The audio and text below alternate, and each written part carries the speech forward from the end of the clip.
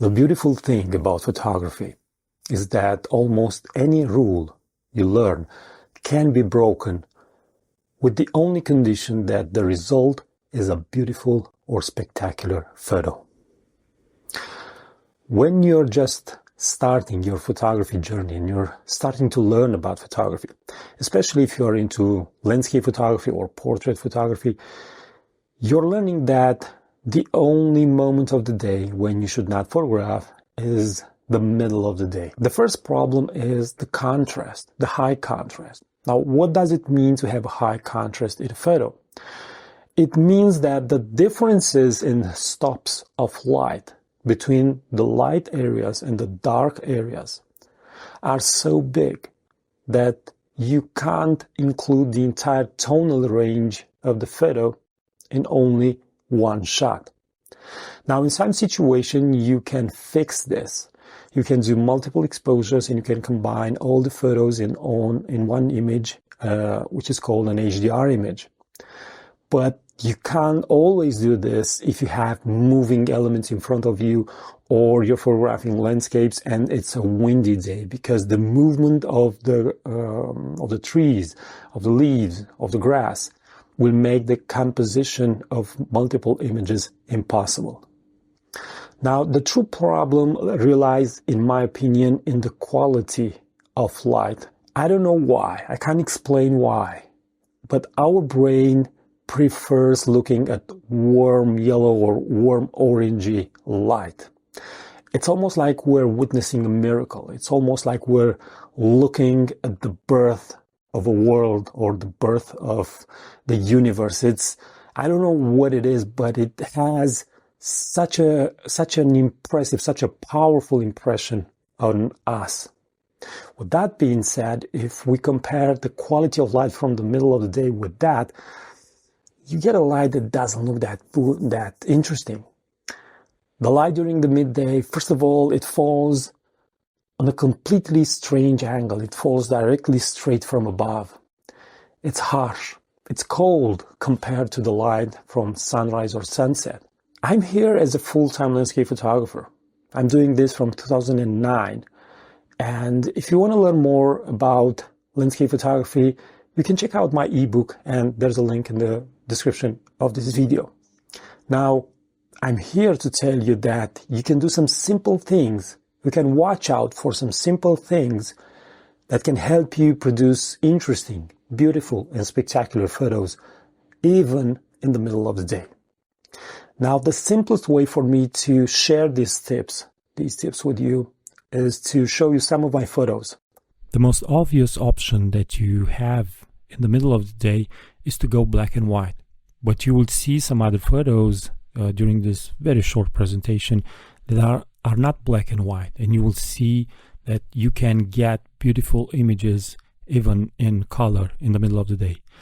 Here I am in the Dolomite Mountains, and the uniform color of these mountains made me take this decision to go black and white. I think the simplicity of these mountains called for a simplicity of the visual interpretation of the image, the editing.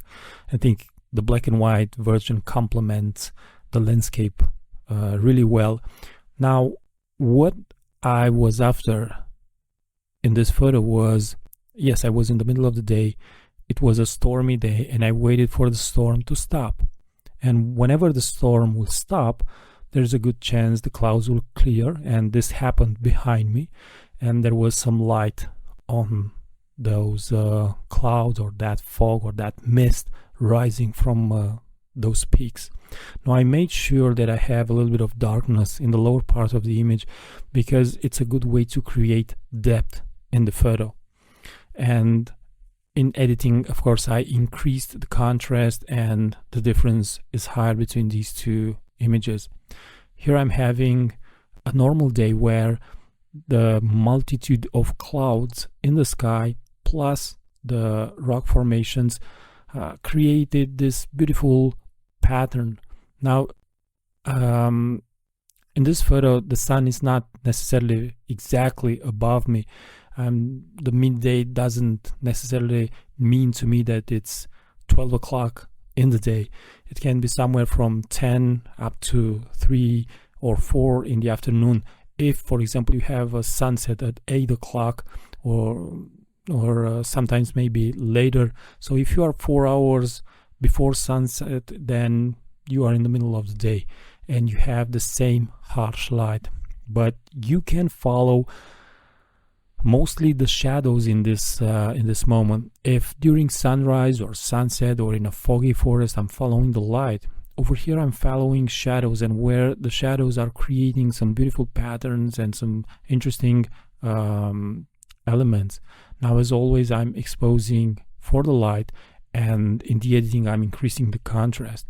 A very interesting moment happened in this image where the clouds had an opening, and exactly a ray of light shine on this rock. And if you look at this really small pine tree over here, you realize how really huge this rock is. So the Dolomites offer some really interesting opportunities for landscape photography, and that's why I'm going back there every year with my photo tours.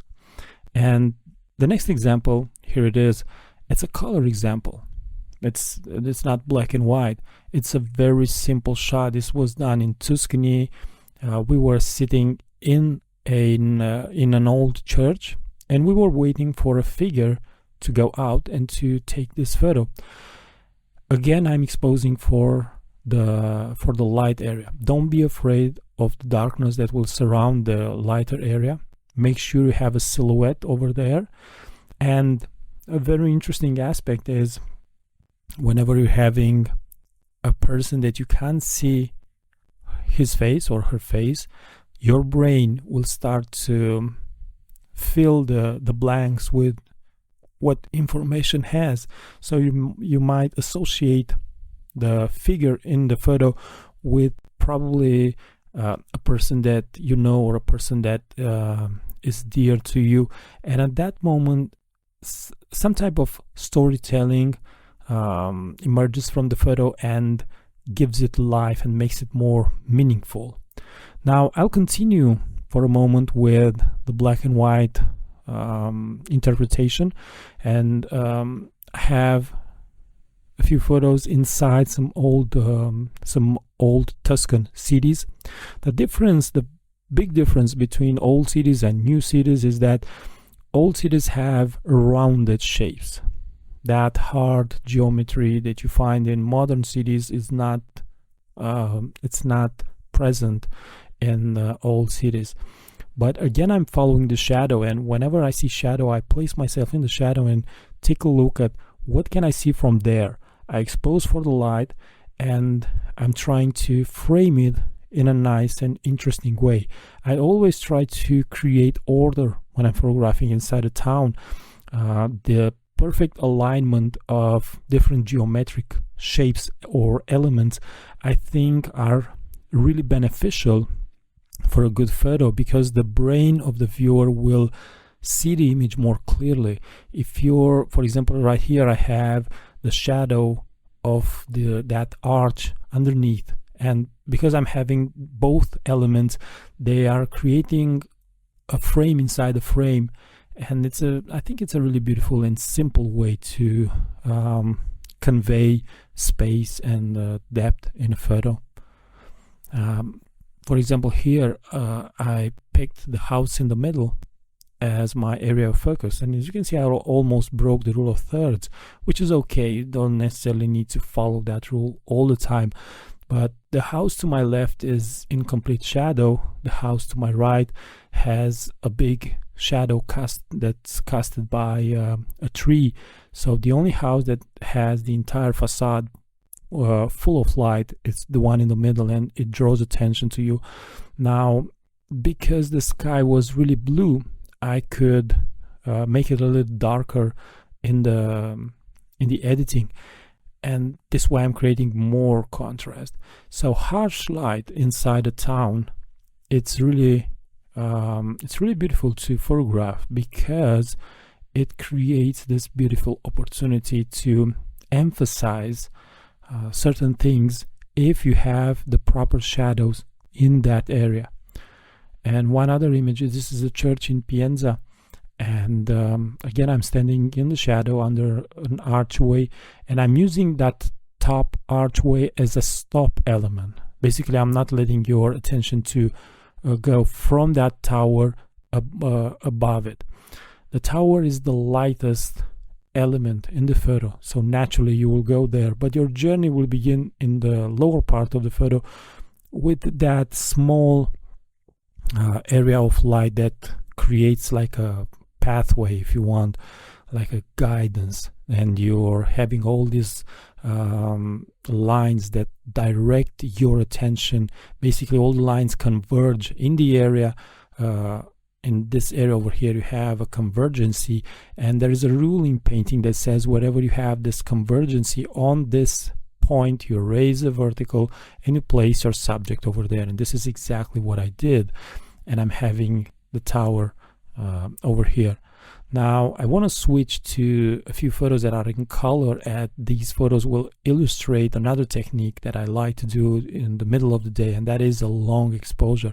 Now there is no recipe for how long an exposure should be in the middle of the day, as long as the exposure captures some movement, then you have a long exposure. The beautiful thing about a long exposure is that it captures something that the eye cannot see. It captures more moments that are happening, like in this case the movement of the waves over those rocks. The exposures for the photos that you're going to see are about 90 seconds, and usually in a situation like this you can get away in some occasions with a 10-stop ND filter plus a really closed aperture of f16 or maybe f22, but I really like to use my 15 stops ND filter because I can use my aperture of f11. Sometimes 15 stops it's way too much, so that's why I have all sorts of ND filters from 3 stops to 6 to 10 and then 15. But as you can see, you can get some really interesting and spectacular photos applying a long exposure. And the reason I used this technique, over here I'm in Lofoten with one of my photo tours, and the reason I went for a long exposure is that the landscape was boring.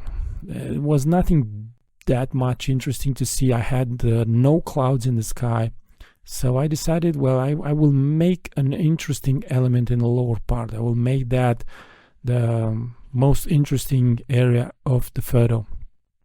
And lucky for me, I got some really beautiful images. Now, if you found this information useful, if you want to learn more about landscape photography, I have an ebook on my website. I also have a composition course, or maybe a course on how to develop your own photographic style from a philosophical point. If you're interested in this type of courses, and if you want to support me or join me to one of my photo tours, you can go on my website. The link is in the description of this video. But anyway, until next time, the only thing you can do is keep on photographing, because it's the only way to get better. Thanks for watching. Bye bye.